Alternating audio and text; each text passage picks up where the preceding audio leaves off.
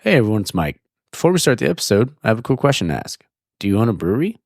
Do your customers love trivia as much as I do?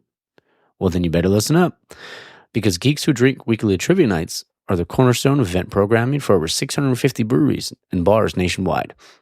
Geeks Who Drink Trivia is consistently fun and low-effort way to build a community of regulars, because we all need our norms, cliffs, and all that, but we want to bring more people in as well. So you can even turn that slow weeknight into the busiest night of the week. So get started with this exclusive offer for my taproom listeners and get your first quiz night free. Go to geekswhodrink.com/taproom and enter promo code taproom. That's geekswhodrink.com/taproom, promo code taproom. And now on to the episode.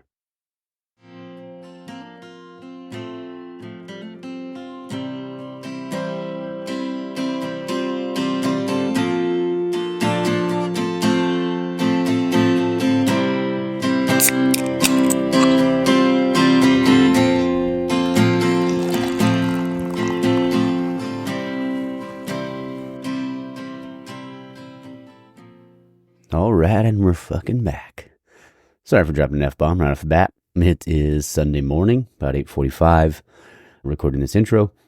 Oh man, it's been a good week. I got to record a Brewers Roundtable with Jared Larson, Danny Quinones, and Dario Martinez.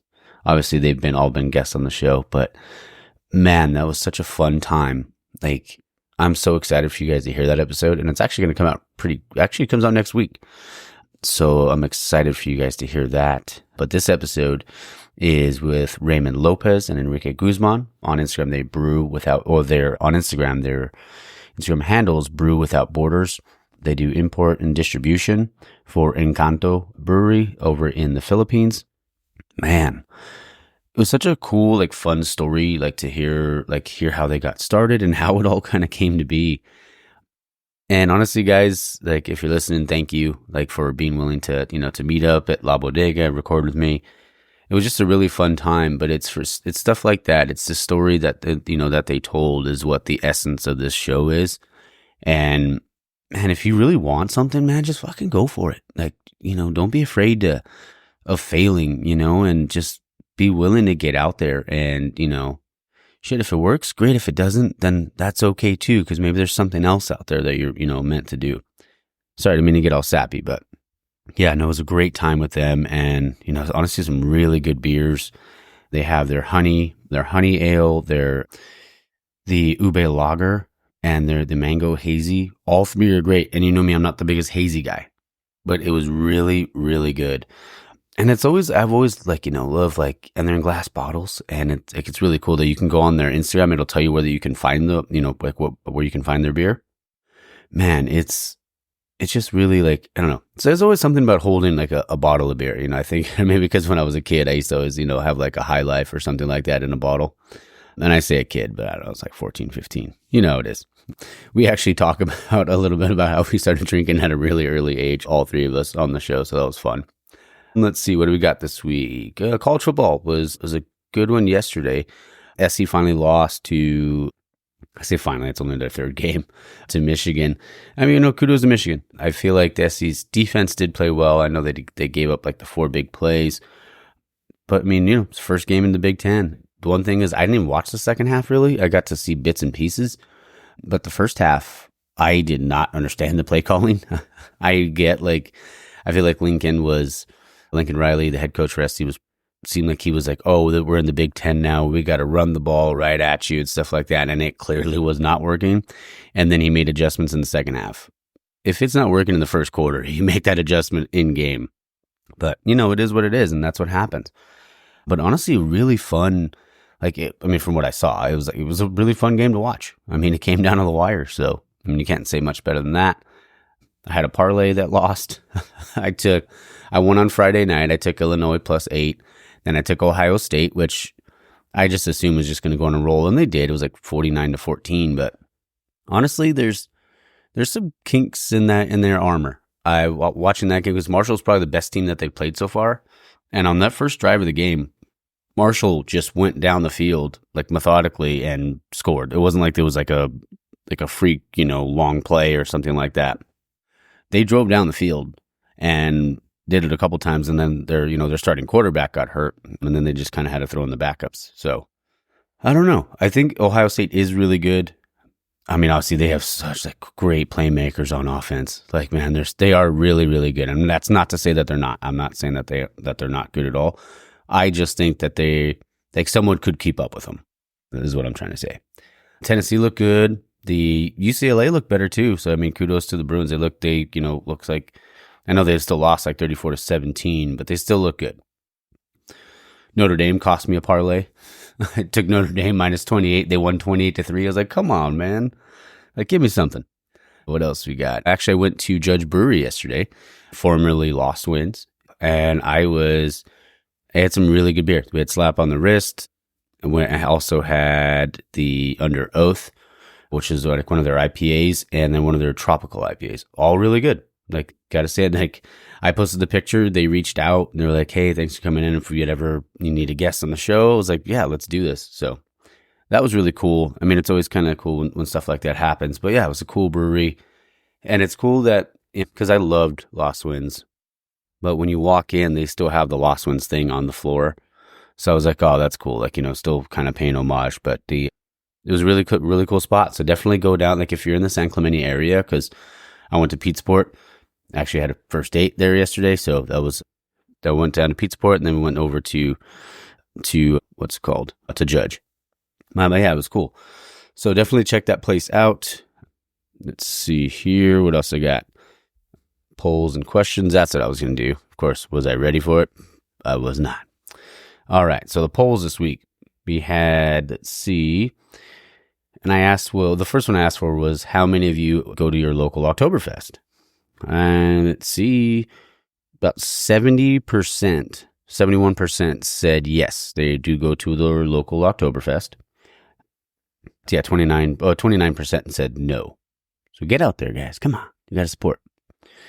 Let's see what else we got here. It was National Cheeseburger Day, so I asked if anybody was getting one, about 85%. All right, so not bad. The questions of the week, though. So this one was the Geeks Who Drink question of the week. What NFL team's fans drink the most beers for a football game? The answers were Raiders, Packers, Vikings, or Eagles. The correct answer, with the highest average per game at 6.8 beers, was my Green Bay Packers. That was the correct answer.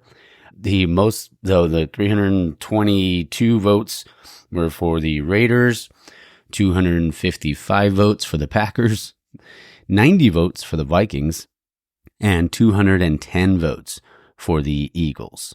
So, I mean, it was pretty spread around. I don't think anybody thought the Vikings were really going to be on there. But, I mean, I guess Minnesota, cold weather, you want to, kind of get drunk, especially if you're tailgating outside. So, yeah, that was a good one. And then the bonus question was, what year was the digital camera invented? And the answers were 1975, 1983, 1989, and 1991. So I was talking to a friend of mine, Crystal, actually a friend of Dario, and we were talking about potentially, like, what I would need, like, if I want to start doing video and stuff. And she was like, I was mentioning GoPros and stuff like that. She mentioned like doing like a DSLR or something like that. So I was like, that was the motivation behind me putting that question out there because I just was talking about it. So, but yeah, the answer was 1975. I was like, holy shit. Like, who would have thought? But yeah, it was some dude, I think it was some guy at Kodak that created it. I want to say, I can't remember. But yeah, I think that is all I got. Yeah, so we'll jump into the interview with Raymond and Enrique. Hope you guys enjoy it. Stay tuned for the outro. All right, guys, we're back in the tap room, and I'm your host, Mike. And I have two very special guests on the show today. I have Raymond Lopez and Enrique Guzman. How's it going, fellas? Hey, nice to meet you. Thank you for having us. It's been, good day so far. Yeah. Very excited. Yeah, we got to start it off with some beers. And before we jump into your craft beer journey, so you guys do distribution, right? Is it Engkanto? Yes. Yeah, we do importing and distributing. Sorry. Awesome. That's so cool. Should we want to start off with one of your beers? Yeah, let's definitely do it. Let's jump on in. So the top seller right now is the Paint Me Purple Ube Lager. And that was also our introduction into our craft beer journey with Engkanto. So I think it's the perfect opportunity to pop it open right now and try it. Yeah, let's do it. Yeah. I've only ever had one other beer with ube in it. And it was called like Ube One, I think. I think Brew Yard, I think it is. Yeah. This one's a lager. Definitely a little lighter. Need a couple cups, actually. Oh, yeah, then we could do that. Yeah. Sure. All right. So this has a very unique color, and I love it. Can you tell us about it? Yeah, sure. Yeah, so it definitely has more of a purplish, dark purple kind of color.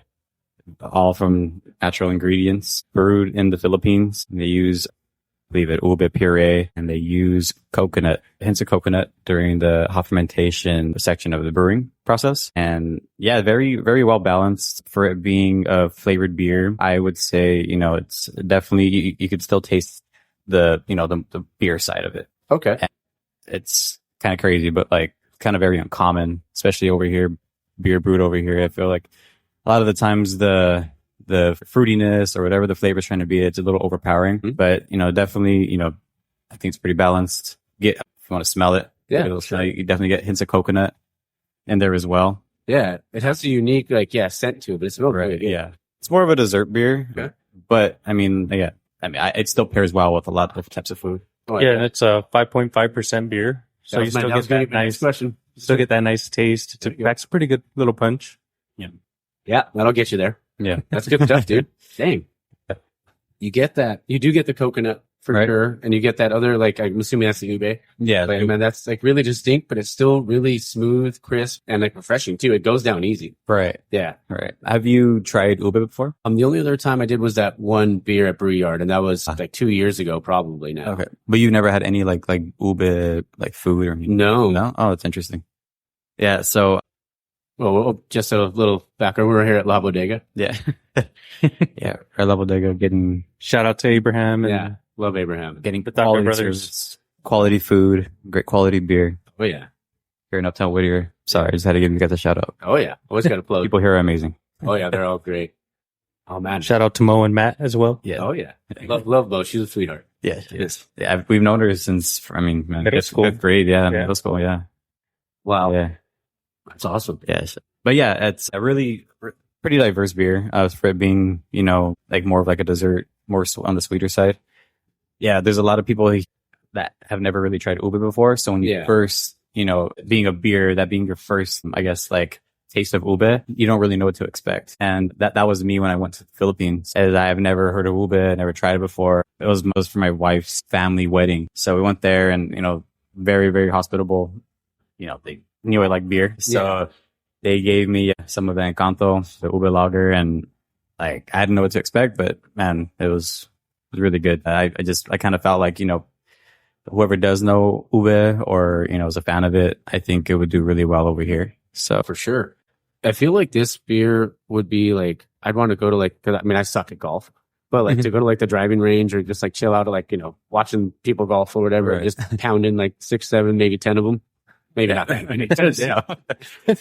Maybe if I was playing. It's a nice chill day. As long as you have a DD no, but this is great though. I'm going to finish this, but how did it all start for you guys? Your journey through craft beer? Yeah, I'll let Ray kind of talk about it. It's a pretty interesting journey on how I got introduced here. Yeah. So my brother and I, we've always been beer lovers. Okay. He's like an adopted brother. Been in each other's lives since, we're 11, 12. We started drinking at a really early age. Same. The typical just kind of party beer. And then once we were actually, got a little older, starting to actually buy beer, craft beer, very into, craft beer, IPAs, stuff like that, Hefeweizers. We both got jobs at the airlines around 2015, 2016. We got, flying benefits. Mm-hmm. And that was just kind of our thing. It was just traveling, just trying, interesting beer, craft breweries from, all over the world. Yeah. All of Asia, Europe, And yeah, 2023 in January, my wife's cousin was getting married in the Philippines. We were there for, a little less than a month. And yeah, they knew I was into beer, and I remember trying something ube. And the day after, I woke up with just a bunch of ube food, different types of ube. So yeah, and Engkanto was one of them. And I saw it pour purple. I've never seen a purple beer before. Yeah. And yeah, I just felt like, it had everything. It was great quality beer. It had easily the appearance, I guess the appeal of it is very interesting. I just knowing that there's a large Filipino population here in the States, For sure. kind of had all the aspects of, a successful product here in the States. So, it's just, I brought a few samples from the Philippines to the US. I wanted my brother to try some, and it was just kind of like a drunk idea. I came back and we were just knocking a few back, and I was just thinking 6 or 12. Yeah. I was thinking like how hard would it be to bring it over here? Because at that time we were both trying to find like a business idea. Yeah. We both wanted to start a business. We just didn't know what. Okay. Yeah. Just, my wife ended up finding the brewmaster of Engkanto. Okay. And it was just like a drunk DM. I just pretty much was just like, hey, I think it would do really well here. I was told it's a seasonal product that has production already ended. Like what are the numbers looking like over there? How's it doing? And he gets back to us like a few months later. That was in February. He gets back to us in around April, and he just was telling us, hey, you know what? Thank you for the kind words. We are actually looking for a distributor in the States. Do you know of anyone? And reached out to my brother, and we were just like, hey, we could be that guy. So it's kind of a fake it till you make it. Like, we know we could get you set up. We can make it happen. Yeah, we can make that happen. Yeah. So we could set up a meeting with them, and they're really well established in the Philippines, several other countries, but in the US importation process is very different from any other country. So this was a whole new process to them as it was to us. So we're both learning along the way. Yeah, it was just, this was April 2023. Fast forward about a year from then. We deal with all the legalities, getting, our whole business set up. And then we had our first container about early April. Wow. And Of this year. Dang. Yeah. 2024. Yeah. My brother Enrique, he deals with a big part of all like the legal process, just the back end operational stuff. Okay. Yeah, I have a kind of like a legal background. Oh, awesome. Going to Pepperdine Law School and getting, knowledge and understanding of the law. So that kind of helped out with the whole importation process. And we did it on our own. Like we went through the whole California ABC process, and we did have a lot of support from, a couple people along the way, James from America, MJ from Engkanto, Ian Paradis, the owner of Engkanto, and Ricard Asora, the managing director. They really gave us a nice opportunity, something that we've never kind of really been involved in. And they let us kind of just make it our own and run with it and introduce it to the US. And it's been a pretty interesting journey importing it. You have to go through the whole process with the federal government, even the state. The state is more complicated than the federal government. It took us a bit of time to fully get it introduced and get these licenses. But we found a way to make it happen. Yeah, I mean, that along with also when the shipment does come here, having accounts ready, just already kind of getting some brand awareness going. The Filipino, community here has been very welcoming to us. So we're very appreciative of that. My brother and I, we're not Filipino. I'm Filipino by marriage. My wife clearly is Filipino. So, but everyone, when they hear that, they still say, "Oh, you're Filipino." We are Filipino. Yeah, Mexican, Filipinos. I mean, there you go. We're right there. But yeah. But yeah, it's been very interesting. Very excited. That's cool, man. I mean, to think that it was just like you said you sent a drunk DM, and then boom, like what it blossomed into. Right. Yeah. Out of all the business ideas, I didn't kind of really think this was going to be the business idea that we're going to eventually get into. But yeah. I mean, we love beer, but we never thought of it as being the business idea at the time. And it kind of just fell into our lap, and the stars aligned, and it was just kind of a picture perfect thing for us. Now we're like, oh man, we love this. Yeah. The community's great. Mm-hmm. Well, beer community. So that's so cool. And the company is called Brew Without Borders, right? Yes. Yeah. And it's the same on Instagram. So make sure you guys go like and follow and all that good stuff. Thank you. Yeah. And since the introduction, we're in over 60 plus locations. That's since April. Yeah. Most notably, we're in Seafood City, in all 21 Seafood Cities, 8 Island Pacific supermarkets. You could find it at Yard House in Long Beach, Yard House LA Live. Yeah. A couple places here in Whittier too. Flight, they have the beer on draft. Guildhall as well. Yeah, I mean, we're growing in SoCal for sure, definitely. And yeah, we're looking to start expanding up north, San Francisco, San Diego, down south. Very excited. That's awesome, man. Yeah, I want to give kind of just a couple shout outs to some, Filipino establishments that have definitely helped us. John Eric from the Park's Finest Barbecue. He's definitely been a big support. Chase Valencia, La Cita, and Nico and Steph. They've been a big support. Chef Alvin over at Amboy Quality Meats, super supportive. Jenny, and Chef Josh, and Sampa. Jenny and Chef Josh and Peter at Zampa definitely have been super supportive. So, definitely check out their restaurants. Ray and Jay, Spoon Pork. Ray and Jay, There's a lot. Spoon Pork. Yeah, it's a big list. That's awesome. And we have it all on our map too, actually. So on Instagram, in our bio, you can find a map of all the locations we're in, and it'll pinpoint you to wherever you're at. So. Okay. Well, I'm gonna have to definitely, check it out and get, go to those places and support, because I mean that's what honestly this is all about. It's about supporting small business, local business, and stuff like that. So that's really cool that you guys, you took that shot and freaking. Now look at you guys. Yeah. Well, thank you, man. Thank you. Yeah, we're both Montebello natives, and we've been receiving a lot of support from places in Montebello, places in Whittier. So it's been pretty cool. That's cool. Have you guys tried to get into like Alchemy Craft over there in Montebello? We actually just introduced the honey ale on draft over at Alchemy Craft. So shout out to Barney and Winston. Okay, there's such good people over there. And I feel like the craft beer community, especially here, like Montebello, Whittier, Pico, like it's gone so crazy. Like Brewery has opened up their second location in Chula Vista. Oh, that's cool. Yeah. Nice. So, I mean, it's nice because I grew up in Pico for the most part. So I was telling Raymond earlier, I was like, we were probably down the street from each other at one point. Yeah, probably. Like I've noticed that like the, brewmaster from La Bodega, Abraham, and then the brewmaster from Brujeria and brewmaster from Angry Horse, Nathan, they all know each other really well. Oh, yeah. They collaborate all the time. And it's kind of like the community that has kind of helped us kind of where we're at today. Yeah. They've given us a lot of guidance, Yeah. They're really great friends to have. The brewery community has been very supportive with us as well. Us being, a beer distributor, they've definitely helped us along with like just our side of the business, or just like distribution and importing, just to have people to, look up to in a way and just kind of learn a lot from them, so absorb a bit of information to give us. It's been a great big help. I feel like we've avoided a lot of issues that we could have ran into if we didn't have that proper guidance. Very, very thankful for them. Abraham as well, man. Abraham is actually, he did a collab with Engkanto when they made a visit here in the U.S. Okay. It was La Bodega is the craft Mexican beer here, located in the U.S.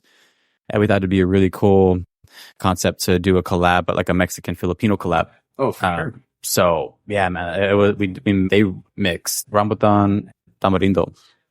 Oh, wow. And to ale, right? Was it ale, I believe? Yeah. Yeah? Yeah. It's amazing. So good. Yeah. Yeah, it should be in the tap house starting within the next couple weeks. Actually, we'll send you the invite when it's ready. I'm down. Yeah.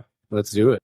One thing I wanted to ask you, so you guys mentioned like obviously you guys are traveling, right? Like all the flights and stuff. Did you have any other favorite breweries that like, on during your travels that you guys found out there?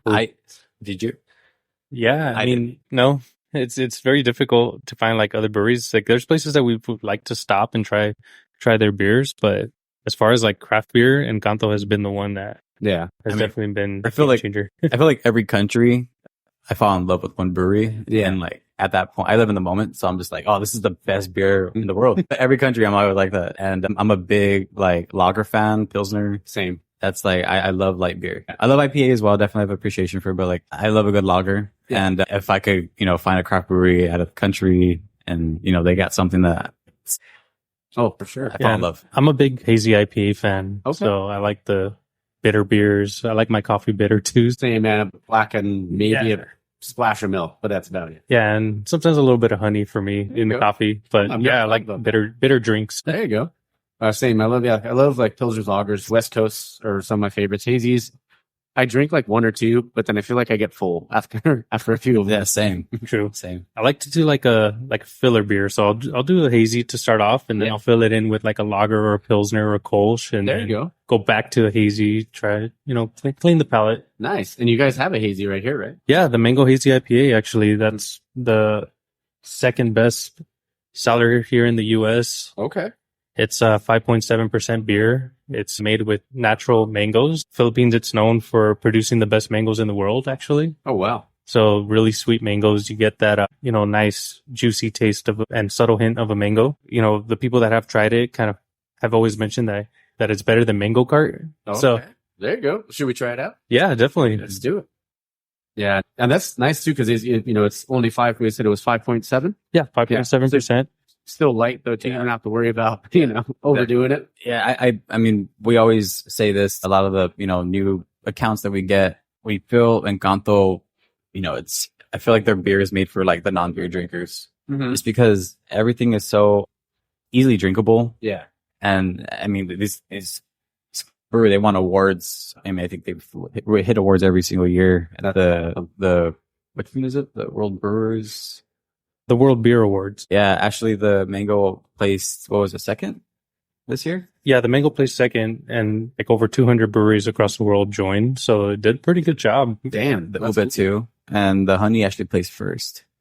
Damn. But yeah, I mean, even for this being a hazy IPA, normally you would expect something, very, strong, bitter kind of. Think you would have to be like a beer lover to really enjoy hazy IPA. In my opinion, this is, I feel like anybody could enjoy it. And you don't really need to be an IPA fan to enjoy this one. So You get a smell of the Philippines when you smell this beer. It's big mango too. That's tasty. It's really nice, right? That's really tasty. Yeah. I love the lacing too. This is one of my favorite beers. It just pairs well with everything. Barbecue, I was gonna say, I feel like because you get that kind of the notes of sweetness from the mango with like a rack of ribs or something like that. Oh yeah.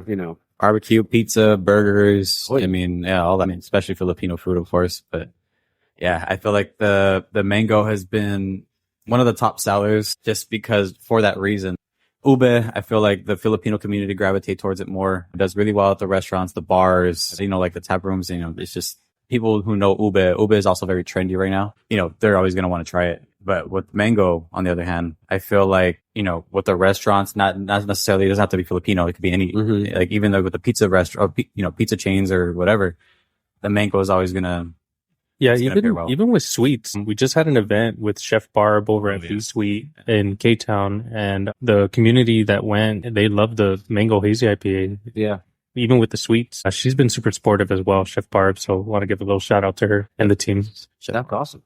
I keep thinking about this beer, and I keep thinking about like that, because next week I have a barbecue that I'm having. So I'm like, what am I going to, I want to have one of these and be able to, I was trying to think of what I could pair it with. So I was like, maybe I'll do pork tenderloin, make sandwiches out of it, nice. and have one of these to go down with it. Sounds good. Sounds really good. Yeah, actually, one of our friends, he does barbecue. Jason Beat Down Barbecue. He made a pork belly glaze, and he used the mango and made it into the barbecue sauce. Yeah.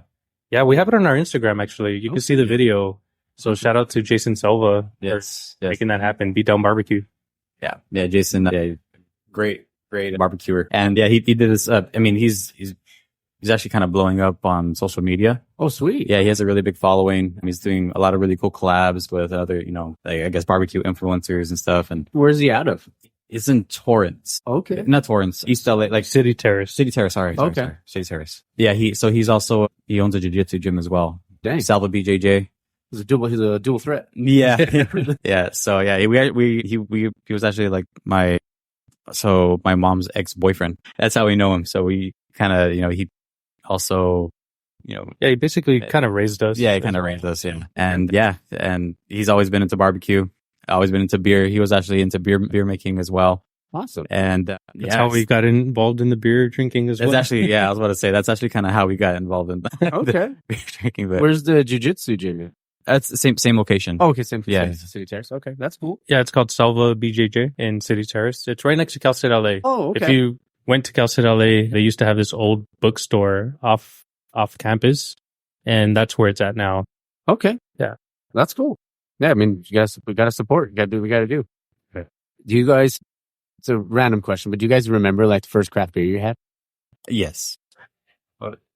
No, go for it. Would you consider Beretti the Italian beer from Fermento? It's not Beretti, or is that no Birra Moretti? Yeah. No, I don't know if I would consider that a craft beer. It's an Italian beer. Is this never mind then, I guess I'm wrong. So this is an embarrassing question to ask, but what would you consider a craft beer from, how would you separate a craft beer from a small, or not a small, but I guess a really large macro beer or macro brewery from out of the country? I guess my opinion of it would be if it's kind of monopolized under these big distributors and big corporations I see that. Anheuser-Busch and anything kind of related to the Constellation, like those. I mean, they do make some craft beers, but I would say the craft beer community is kind of like places like this, like La Bodega, Angry Port, Encanto Brewery. Like that's kind of the craft beer community that I think of because, they're still kind of in touch with the roots of the craft beer making. It's family owned. It's not, it's not mass produced. So I mean, that's my opinion on it. Right. So, but maybe. You can help us answer that as well. No, I mean, I'm kind of with you on that. Like when it comes to like if they're, like not mass distribution, but like if they're like, well, some as an example, like Triangle, like, all the stuff that Bud owns and all that sort of stuff. Like technically, I know like some of them are like still technically kind of craft, but it's not, I mean, this is what I want. This is what I consider craft beer. Like you said, like La Bodega or Whittier Brewing or Angry Horse or Green Cheek or Noble or any of those kind of brewers. Oh, even Absolution Brewing in Torrance, really great beer. Yeah, I would consider that craft beer community. I love Hermosa out there in Torrance too. Have you guys been to Hermosa Brewing? I personally have not. No. Oh, I have. Yeah, it's a cool little spot. Yeah, it's off the coast, right? Mm-hmm.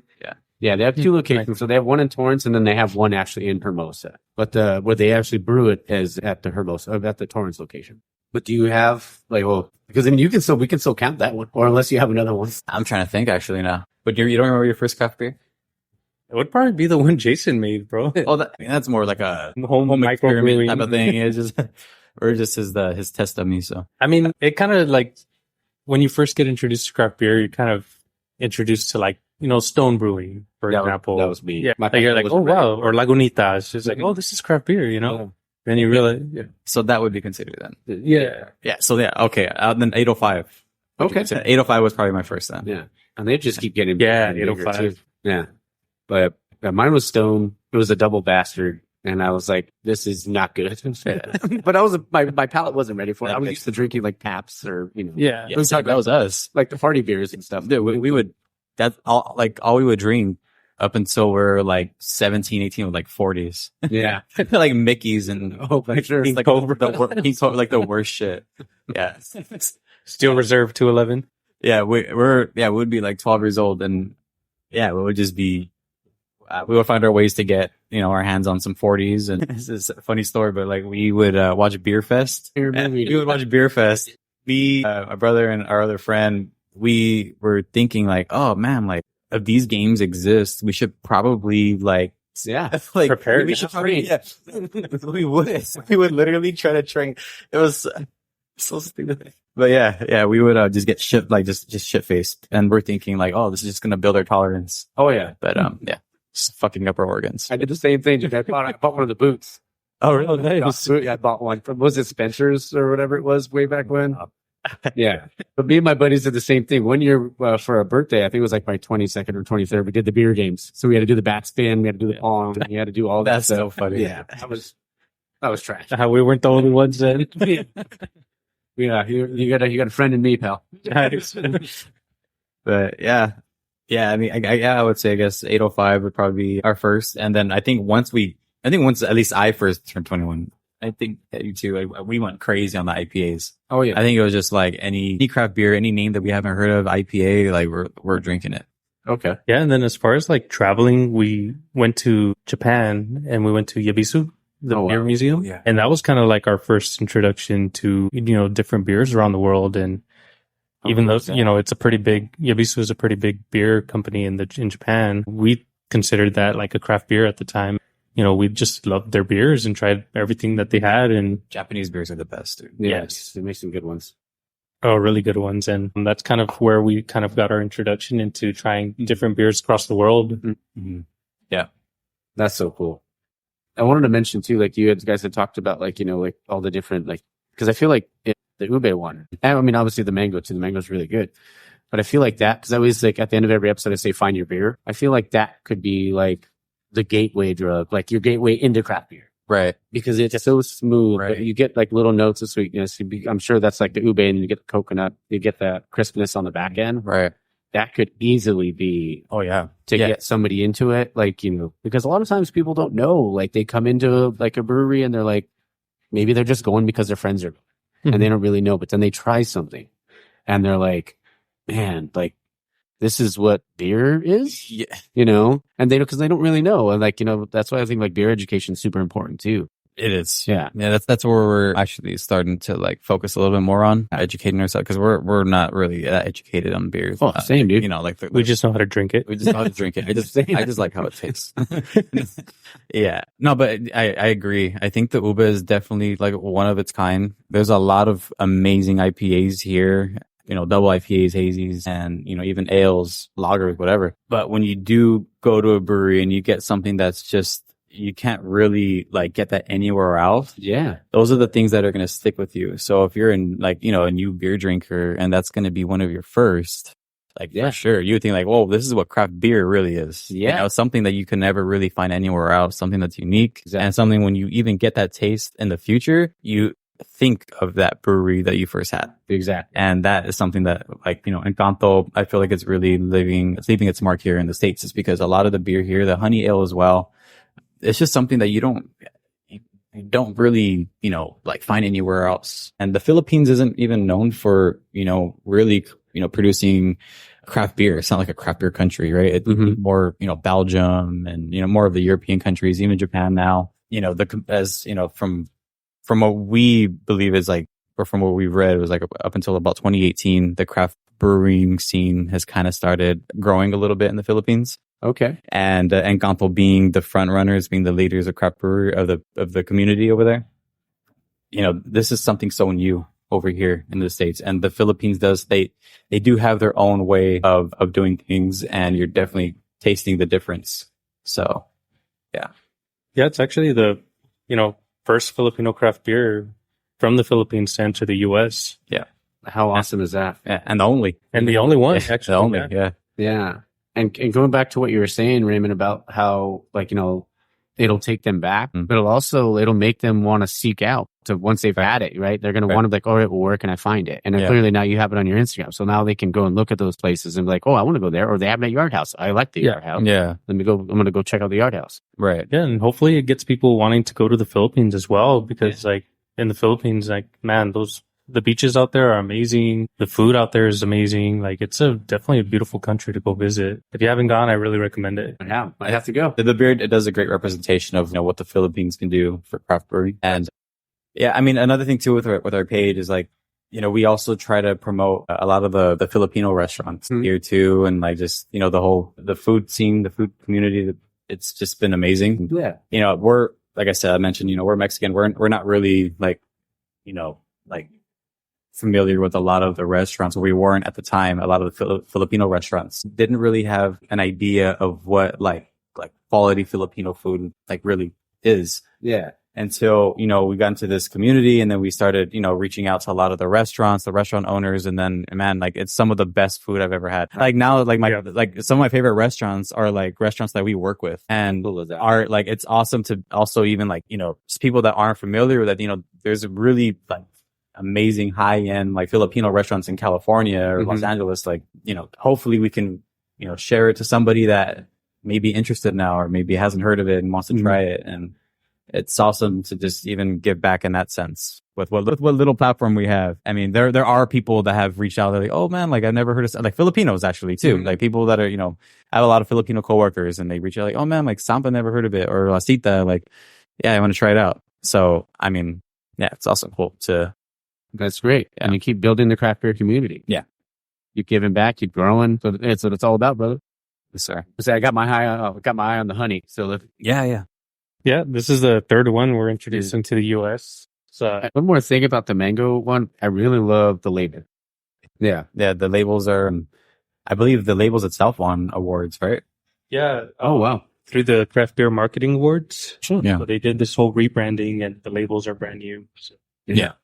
And it's so important too, because I mean, there's so much like obviously craft beer out there, but when you can have something that kind of sets you apart, you know, Right. it's big. Yeah, especially now, you know, with social media, appearance, and like, you know, it's almost everything in a way for products. Yeah, for sure, man. Yeah, the labeling is really important, because a lot of times people do judge a book by its cover.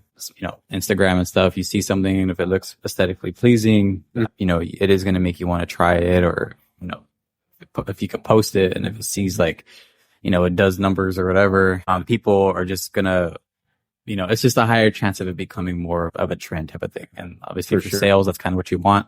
You want something that's going to sell. And, the labels, that's pretty much what it does. Obviously the quality of the product needs to back it up, and it does that. So it kind of has everything. Yeah. I mean, I'll talk about this next beer that we're going to try. Yes. From Engkanto, High Hive Honey Ale. So it's a 5.1%. Okay. It's pretty easy beer to drink. It's brewed with natural honey from local apiaries in the Philippines. Okay. And it recently just won the 2024 World Beer Awards for the style winner as the world's best in that category of flavored beer. So, as you kind of taste it, you'll get like really nice and sweet hints of honey. And on the nose for sure. Yeah. Oh, definitely on the nose. I could drink that like probably. I'll just say some bad all day. Probably. I'll just leave it at all day. Yeah. It's so good. Just in the back end, you do definitely get the taste of honey. Mm-hmm. Yeah. I've noticed like this beer also like pairs well with everything. Like anything I'm eating, I'll just get a honey ale. Oh, for sure. Definitely just pairs well with all kinds of different types of food. Oh, that's great. And I love the name, High Hive. That's cool. High Hive. That's good stuff. Yeah. There are also a few other different flavors that we do want to bring in from the Philippines. Okay. They have a double IPA. Okay. And it was a battle between the honey or the double IPA that we wanted to first introduce. The honey, obviously. I feel like it's definitely more of a casual drink, which I feel like is what we would kind of need to introduce a new beer, because the double IPA, it's definitely that's you got a little more of a kick to it compared to all the other beers, but man, you definitely get like a tropical a lot of they use forgot the kind of hops that they use, but you definitely get more of like a tropical taste. Okay. Sure. Definitely fruity, but still well balanced. But yeah, you got that one. You got the hop culture. They have a regular Live It Up lager. Yeah, that was kind of the other battle that we were kind of stuck with, whether we were to introduce a lager or a flavored honey ale. So, yeah, being that it's new brewery, we wanted to kind of introduce a flavored beer. Yeah, because you can find a lager almost anywhere out here, and I think this is a good introduction to eventually bring in the rest of the beers as well. It's like everywhere we go and everywhere we've taken it to, they always ask us like, "Hey, what else do you have?" Yeah, and we kind of tell them the other beers that the brewery has, and our eventual goal is to bring in the rest as well. Yeah, I think you guys picked 3 perfect ones to bring over, because obviously hazies are still really big, right? But then you also get this ube lager, which is something different and distinct and unique.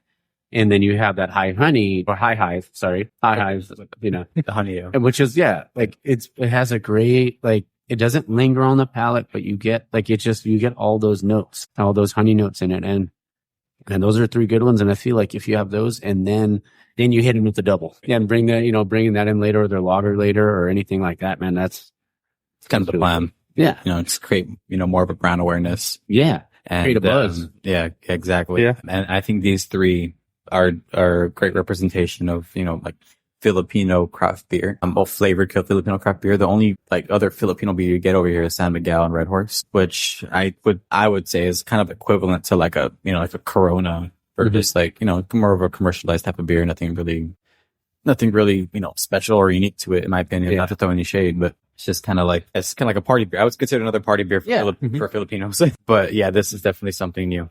And I wanted to ask you guys too, because I know you guys are obviously been into craft beer for a long time. Did you guys ever get into homebrewing or anything like that? Not officially, only how we mentioned with Jason Salva, where he was brewing the beer at home. Yeah. Kind of just showing us and letting us observe. Mm-hmm.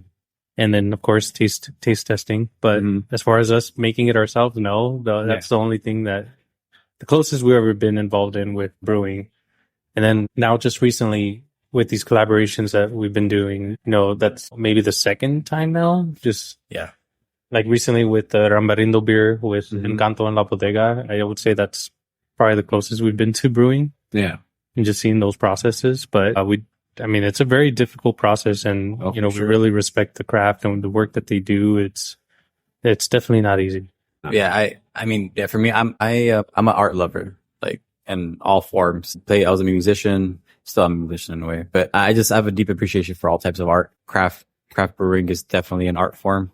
Yeah. And just anything where there's like a science to it that also requires like a lot of preparation and equipment. I'm just easily discouraged. And it sucks because I really, really have like an appreciation for, the craft, the whole, operation of it and stuff. And it would be cool to get into it. And if I had the spare time, I would definitely want to like, learn a little bit more about it and maybe just, shadow somebody or like one of the brewmasters that we, know and shit. And yeah, it would be cool. I definitely like lately I've been wanting to learn a little bit more about the brewing process. Yeah. And I would probably maybe down the line, if I do have more time, actually try to start brewing myself. That'd be cool. That would be cool. Yeah. But yeah, so no. Yeah, I mean, we never know where this business could lead us. So no, honestly, no, just for fun. Nothing for like to sell. Because like honestly, I feel like he says that now. Yeah. Dude, I mean, this takes like years and years of experience, and it takes people that are you have to be really dedicated. I feel like to actually have a successful beer that's gonna differentiate yours from any other type of like beer. 100%. And I think that's kind of like the goal for any craft brewer. I don't know. But no, for sure. I would think if you're gonna want to be a brewer, you wanna create something that is very unique that no one can really replicate. I'm the type where if I'm gonna get into an art or if I'm gonna get into something, I want to do it like to win. I'm very competitive, so like, I feel like if I'm gonna get into it, I can't just get into it as a hobby. I want to get into it because No, I'm the same way. I've homebrewed once, but honestly, the guy is such a like pro at the homebrew level. He was just like, all right, pour this in, pour that, mash this in. That was pretty much it. It wasn't me setting the temperatures or anything like that. It was just super easy. But I've always wanted to do that too. I've always wanted to shadow somebody. Yeah. And just to see what they go through. And that's one of the reasons why I started the show, just to be able to talk to brewers or talk to small business owners or stuff like that, like what their process is, what it took them, like, how they went from here to there, like that journey to get there, because everybody's is different. Yeah. Speaking of, we want to give a big shout out to MJ. MJ is the brewmaster of Engkanto. His name is Michael Jordan. Oh, love it. That's his birth name. That's sweet. So, I mean, he was destined for greatness. Oh yeah. Right. And look at that. I mean, look at Engkanto, man. Killing it. So you would say he's the MJ of the craft beer community. Love it. Yeah, he grew. Yeah, but he was born here, and he has a. I mean, I would love for you to get him. I would love to get him on your podcast. This guy has a crazy story. What's the time difference? No. So he's actually going to be here. I'm sorry, he's going to be here September 17th. 16. Yeah, 16 through the 19th. Okay, so you actually be here. What, Tuesday? Monday, and then Tuesday, you can also try the Rambarindo because he hasn't tried it himself, and it's I'm in that recipe that him and Abraham made. And I don't want to just throw that on him. No, he might have a business, but if we can make because he has a really cool story. This guy is just a genius, and that's another thing I have appreciation for people that are just masters at their craft. And this he's a legit master. Like he's had experience from all over the world. He's like studied in Europe, in Belgium. Studied from what he was telling me, it was just like the Belgian brewing. Belgian brewing is just completely different from like how anybody else really brews in the world. It's just from, the water, even maybe just the hops that they use and just the different process of it. And he went from there. He went to China, studied over there. He actually was a brewmaster. Street Cat Box, I believe. Cat Box, something like that. Street Cat Box. Yeah. Small craft brewery. And he made it one of the top craft breweries in China. Wow. And the same thing, swept awards and, just killed it out there. I eventually moved to the Philippines. I believe, that's where he met his wife. And 2018, he joined the Engkanto team. At that time, from 2016 to 2018, Engkanto was almost a completely different brewery.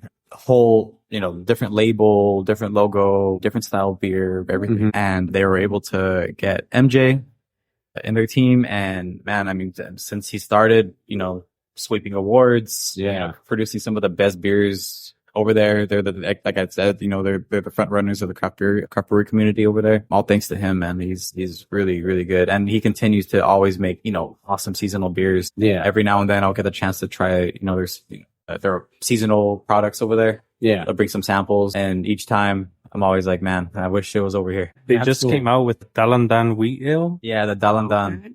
And that's one of the other ones I would want to bring over. Dalandan it's another Filipino, I guess, like food product over there. And I think like a citrus. yeah, more of a citrus. Yeah.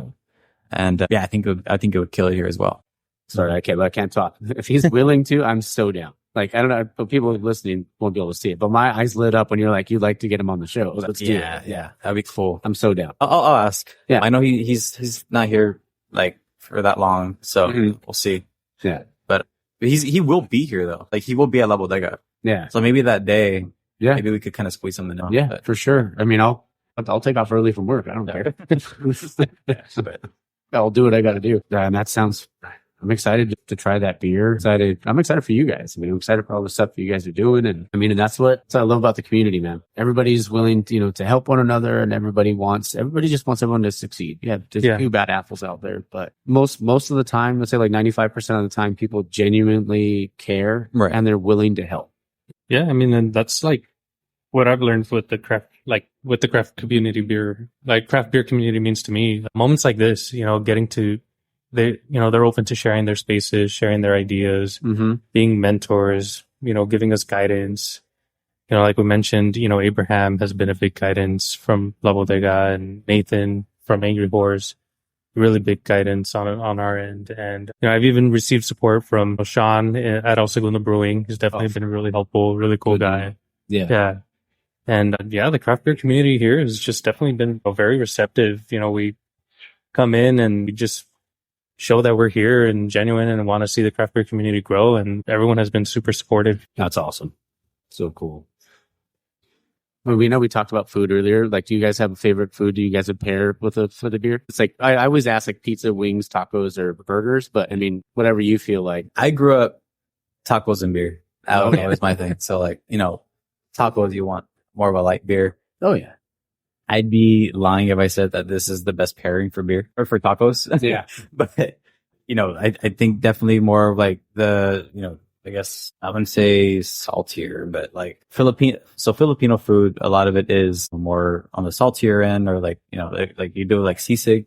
Sisig is, known for the pairing with drinking beer. And I think that's how, like Filipino beer originally was like made paired with. I mean, that's how it was brewed to be paired with. It was like, more of like a saltier type of food. But introducing it here into the States, I definitely would say, obviously a lot of the Filipino cuisine, different types of, like sisig, I'm very insecure with like how I'm pronouncing a lot of these Filipino dishes, because I'm going to say it really bad. But like, the adobo, like, a lot of different types of dishes and stuff.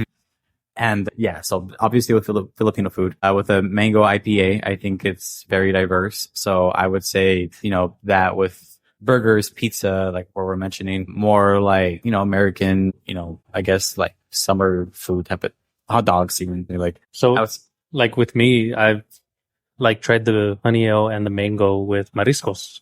Okay. So I've mixed, tried it with like, ceviche, and I've definitely tried the honey and the mango in like a michelada style.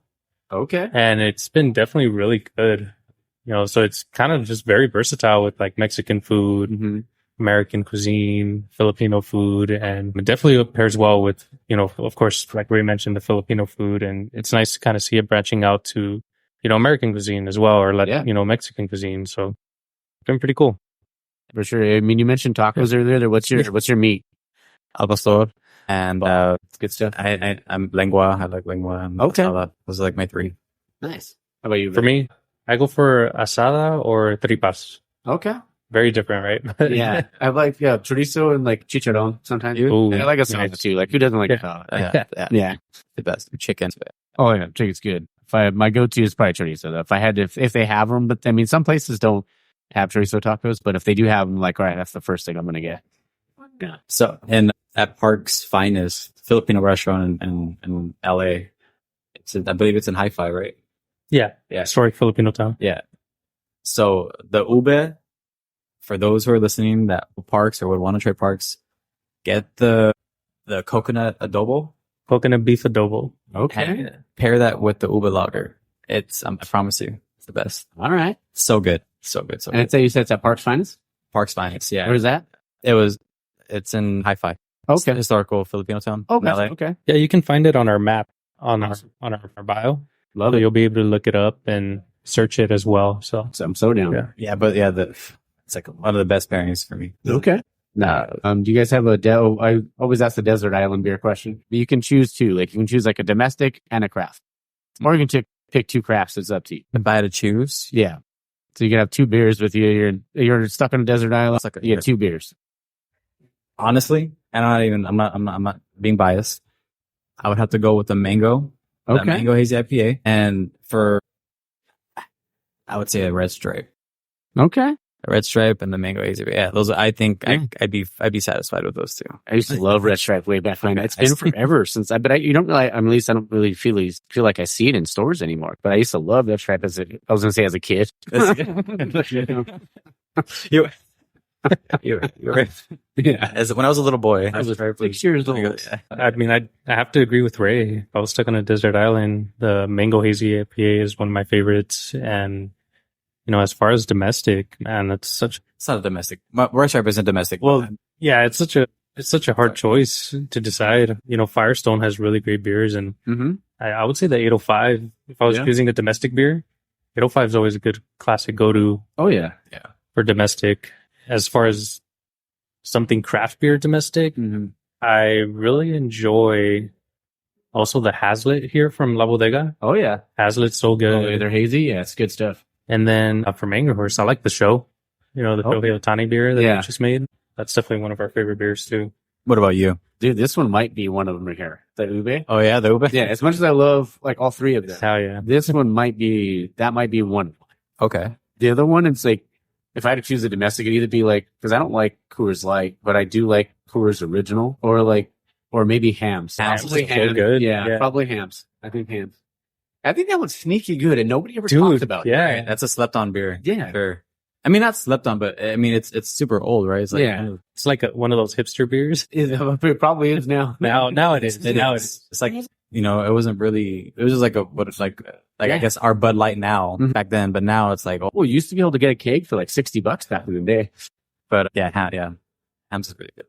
Yeah, me and my buddies had this house way back when in Norwalk, and we always had two things on tap. So two kegerators. It was Pabst was one of them, and Stone IPA. Ooh. So it was like completely other end of the Yeah. spectrum. So we had our party beer, and then the beer we enjoyed during the week. Yeah, That's cool. You guys had kegerators? yeah. We had a kegerator. That's pretty cool. Yeah. Actually. We had two kegerators, a smoke room, and then we didn't even have a dining table. As soon as you walked in, it was a pool table. And so we'd lay down a mat and then eat our food on the pool table. You guys man business. Sounds like some good party fun stories. Oh yeah, dude. Toga parties, man. There's a lot of them, which is actually what I wanted to jump into. Like, do you guys have any like fun?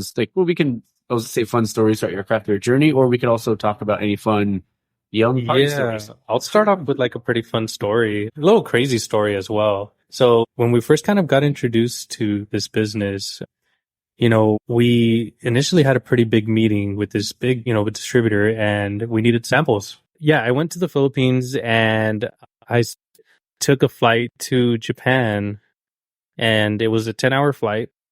I immediately caught a red eye from Japan to the Philippines, and I spent less than 12 hours in Manila meeting with Ricard and MJ just to kind of, try some samples and then bring some samples in. So I brought, a couple samples for some meetings that we had, and I immediately that same night, I caught a flight back to Japan and went to Japan for maybe 8 hours, spent the day in Japan, and caught a flight back from Japan to the US all within 4 days. Wow. Just to kind of get us prepared to introduce the beer to the US. And I maybe slept 2 or 3 hours throughout the 4 days. And I would say that's probably one of the craziest and funnest experiences because I did it by myself. So Wow. I normally enjoy traveling by myself. Yeah. But, lately I've just been kind of traveling with, my fiance Scarlett, and just getting to travel by myself and experience that by myself. It was pretty cool. Pretty cool That's awesome. experience. So So when we first started, we were actually just going to be importers. We had no idea what this process was like. We had no idea, like what it took or, just the setup of being a distributor. And we were just thinking importing might be like the safest route, being a new business. And, when Enrique had brought the samples like that, literally just, did a whole day trip there and back. And, we were trying to pitch to these distributors. They were paying us no attention. I was able to get us a meeting with Harbor Distributors, which is like one of the biggest beer distributors in the US. Yeah, I did. And I did a whole lot of bullshitting. I'm not going to lie. With it. And yeah, I ended up getting a meeting with like the main guy in the Coca-Cola conference room and stuff. That was crazy. Yeah, that's actually a pretty crazy story.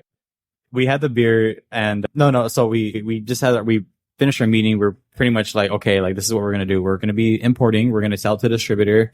And then, that's just how it's going to start. Thinking a distributor is just going to take us like that. Yeah. Super easy. So I call Harbor Distributor. I call their headquarters. I speak with the receptionist. I said I had a meeting with the main buyer or something like that. Yeah. Having no idea who the fuck that person was. And I ended up getting a hold of the main buyer. I had said, oh yeah, I was referred to you by, one of your representatives. I had a meeting with Enkanto, blah, blah, blah. Mm-hmm. Yeah. Ended up getting a meeting with them. And we came in very, very unprepared. We didn't know what questions to expect. Yeah. We didn't know anything. We were just thinking, we're just going to introduce a new Filipino beer. New amazing product. Yeah, new amazing product, great. First of its kind, And it just, it was very discouraging because he was just like, he was very, it's like, what are the numbers? Yeah, what are the numbers? What we know, hitting us all these questions. We're just, what are the case equivalents? And we're like, case equivalents? Yeah, right? I'm sorry. This is our beer. Just can you sell? Just try it. Yeah, that's exactly how it's really good. I don't know about the numbers, but it's really good. Yeah, I promise. Yeah, and so he gave us a hard no. That was before the beer got here. This was all before the beer. I mean, this was this was May, and this is like June 2023. So it's like 2-3 months in of our, this whole thing, and just a lot of no's. And so we're just thinking either, we just call it a day and just tell me, hey, you know what, never mind. Sorry. Like we can't do this, or we're just going to figure out what it's going to take to be a distributor. And then that's when we're just thinking, fuck it. Like, that's it happened. Just make it happen. Yeah. And that's when a lot of the stars aligned for us. That's when a lot of, we got really blessed, and, a lot of opportunities, for things to align, needing a licensed warehouse to sell alcohol, needing a public licensed warehouse, to sell alcohol. Very hard to come across, especially if you're a new company with just, two young guys not knowing what the fuck they're doing. It's, it's just very, very blessed and fortunate to be in this position. Yeah. That's kind of like where my crazy story came from. That's where his story came from. Yeah. I'm sorry. Just to mean to wander off, but like, but it's perfect because that's like what it's been a crazy story and a crazy journey so far, and it all ties in. Yeah. I mean, for me, my crazy story was, you're talking about crazy, like party story, right? Like, whatever you want, man. Never mind. Keep it PG. Yeah. Never mind. So I would, never mind. Fuck, it's hard. It's all good. I would say Spain. Was probably one of our craziest ones. We've never partied in Spain before. Anybody who has, that they, the time is a little different. Yeah. Their party time's a little different.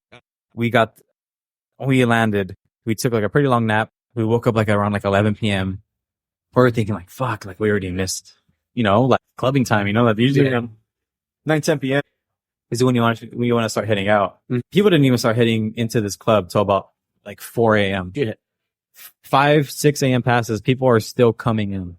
Jeez. At 6 a.m. Yeah. It's crazy. So, I mean, that, and we were, that was probably one of the funnest. And then just, I remember walking from the club back to Spain, and just, that was one of the craziest, I guess I would have.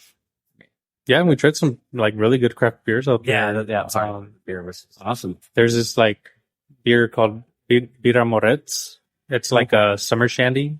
Really good. Really nice and easy beer to drink. They drink that in the summer. I'm probably botching it. I don't know. You're good. Sorry. I need these rich. All right. We'll take a look. All right. And we're back. So last question I have for you guys, and I always love to ask this one. Do you guys have a hangover cure, or what's your particular hangover cure? Yeah. My hangover cure is definitely a large beef. Okay. And a Tylenol and an energy drink. There it is. And that'll bring me back to life, and I can start drinking again. Nice. There it is. How about you, Raymond? Mine, and I stand by this, I think this is the best hangover cure ever. It's ice cream. Ice cream? Yeah. What kind? I think any kind, but I would say vanilla ice cream might be the best. I mean, I don't know what it is. And I always tell my friends, like, just trust me on this. Next time you're hungover, you want to die, buy some ice cream. Just There get you some go. vanilla ice cream. I don't know what. I'll never forget the first time. Well, so the first time was in 2014. Like I had mentioned, I was in a band. I had a really, really, like crazy night. And then morning after, super hungover, I had gelato. And it just, I don't know, it just felt better. I just felt energized. It felt like, got my appetite back. Okay. Hangover, headache gone. And then another time was in Switzerland. Just terrible, like one of the worst, probably hangovers of my life. And yeah, Okay. bought some Haagen-Dazs and that was it. Nice. Yeah, so I would say ice cream for me. Yeah. Vitamins and some kind of tacos. That's Yours great. is vitamin? Yeah, I'll Yeah. pop Nice. men's one a day in the morning, take a shower, go get tacos, and I'm be lazy the rest of the day, or maybe have some more beers. But like when you're hangover, you have an appetite still? Oh, When you're yeah. hungover? Dude, I'm actually a pretty productive, like, hungover person. Like, I'll get up and I'll cook sometimes. Like, I'll make, like, chorizo and potatoes or something like that, or make, like, a wet burrito. Like for me, when I'm hungover, like I'm still nauseous, like I'm going through it. Yeah, everything. Yeah. Oh, yeah. It's- That's understandable. But, like, sometimes, like, I'll eat, like, a little bit. Like, I'll make, like, a big old fat wet burrito at home. I'll eat about, like, maybe a quarter of it. And then I'm like, all right, need to settle down, let it settle in my stomach, and then I'll keep eating. Because I feel like if you eat a bunch all at once, you're going to feel back up. Right. So, Sure. yeah. That's just Pretty good hangover cures. Oh, yeah. Well, man, like, fellas, I really appreciate you guys being on, man, and coming over. Thank you for having us. Wanting to do this, and make sure you guys follow us, Brew Without Borders, on Instagram, and also Engkanto Brewery. You guys, they're going to have the beer out on the 19th, or is it going to be out on the 16th? We'll get the exact dates, but I believe Okay. it's going to be that week of the 16th. We'll definitely Yeah. post it. We'll post it on our page on Instagram. Perfect. Yeah. So Yeah, definitely keep a lookout on that. and this will be out the Sunday after. So yeah, people will, like, it'll be perfect time. Yeah. Timing. So people can come down and drink it up. Awesome. Well, You guys thank are great. Thank you for making having this us. easy. Thanks for having us, Mike. Yeah. We appreciate it. Yeah. Cheers, fellas. Cheers. All right, guys. I hope you guys enjoyed that. Yeah, it was a really fun interview. I mean, like, we just been able to sit down and talk, and then obviously talked about potentially, like, having a barbecue and bringing some beers over, and, like, trying them with, like, different kind of barbecue, throwing something in the smoker. So I think that'd be really fun. But just great guys. Great guys. And those are the kind of people you want to support. So make sure you check it out. Check out their Instagram. Remember, it's Brew Without Borders. Go find out where you can find Engkanto. It's really, really good. I, can't say enough good stuff about it. And the ube lager is just so unique and flavorful and still, like, crispy and refreshing. So definitely check it out if you get the chance. I know I mentioned the round table. Man, it was such a fun day. I'm so excited for that episode. And then also today, in about 2 hours, I'm going to go record with Rob from LA Aleworks.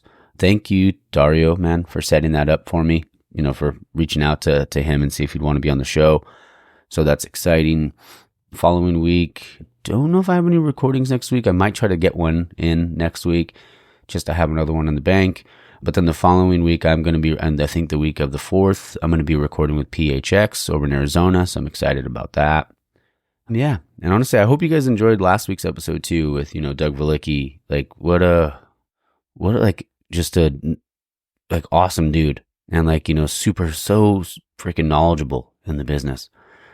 Just so cool. And the more people I get to talk to, the more stories I hear, it's just, man, it just means a lot to me.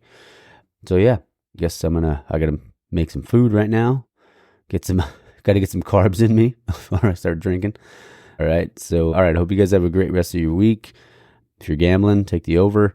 And remember, support local, drink local, find your beer. Cheers, Tap Fam.